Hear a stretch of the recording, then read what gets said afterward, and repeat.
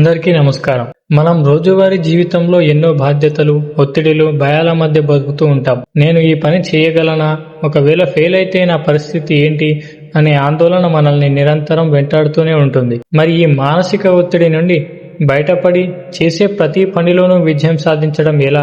దీనికి శ్రీకృష్ణ పరమాత్మ ఈ శ్లోకంలో ఒక అద్భుతమైన లైఫ్ మేనేజ్మెంట్ టెక్నిక్ ని చెప్పారు. మన కర్మలన్నిటినీ భగవంతునికి అర్పించి ఒక యోగిలా ఎలా జీవించాలో ఈ రోజు మనం తెలుసుకుందాం. ముందుగా శ్లోకం అర్థం ఏంటంటే, కృష్ణుడు అర్జునుడికి పరమ రహస్యాన్ని బోధిస్తూ ఏమన్నాడంటే, ఓ అర్జున, ఆధ్యాత్మిక బుద్ధితో నీ సమస్త కర్మలను నాకు సమర్పించు. ఎలాంటి ఆశలు లేకుండా నాది అనే మమకారాన్ని వదిలిపెట్టి మనస్తాపం లేదా మానసిక జ్వరం లేకుండా నువ్వు యుద్ధం చేయి. దీని అర్థం ఏంటంటే, శ్రీకృష్ణుడు ఈ శ్లోకంలో ఒక కర్మయోగికి ఉండాల్సిన 4 ముఖ్యమైన సూత్రాలను చెప్పారు.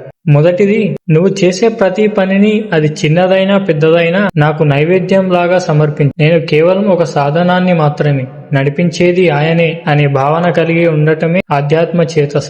రెండవది, పని చేయడానికి ముందే నాకు ఈ ఫలితం రావాలి, ఇంత లాభం దక్కాలి అనే స్వార్థపూరితమైన ఆశను పక్కన పెట్టండి. మూడవది, ఈ పని నేనే చేశాను, ఈ క్రెడిట్ నాదే అనే అహంకారాన్ని, మమకారాన్ని వదిలేయడం. నాలుగవది, మనస్సుకు వచ్చే టెన్షన్, యాంగ్జైటీ, భయం మరియు చిరాకు, వీటన్నిటికీ దూరంగా ఉండి ప్రశాంతంగా నీ డ్యూటీ నువ్వు చేయడమే మంచిది. ప్రాక్టికల్ ఎగ్జాంపుల్ చెప్పాలంటే, ఒక కంపెనీలో ఎంప్లాయీ తన మేనేజర్ ఇచ్చిన ప్రాజెక్ట్ ని కంప్లీట్ చేయడానికి కష్టపడతాడు. ఆ ప్రాజెక్ట్ సక్సెస్ అయినా ఫెయిల్ అయినా ఆ లాభ నష్టాలు కంపెనీ యజమానికే చెందుతాయి. ఈ ఉద్యోగికి జీతం వస్తుంది. అలాగే మనం కూడా ఈ సృష్టికి యజమాని అయిన భగవంతుని ఆఫీసులో పనిచేసే ఉద్యోగుల్లాంటి వాళ్ళం. మన బాధ్యతలను ఆయనకు అర్పించి చేస్తే టెన్షన్ ఉండదు. మిత్రులారా, ఈ శ్లోకం మనకు రోజు ఎలా ఉపయోగపడుతుందంటే, ఉదయం లేవగానే ఈ రోజు నేను చేసే పనులన్నీ భగవత్ స్వరూపంగా భావించి చేస్తున్నాను అని సంకల్పం చేసుకోండి. పని చేసేటప్పుడు భవిష్యత్తు గురించి ఆందోళన పడకుండా ప్రస్తుత క్షణంలో జీవించండి.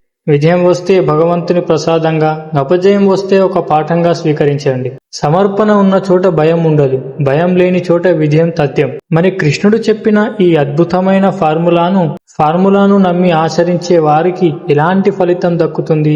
ఆచరించిన వారు ఎలాంటి నష్టాన్ని మూటగట్టుకుంటారు? వీటి గురించి తర్వాతి శ్లోకంలో తెలుసుకుందాం. జై శ్రీకృష్ణ.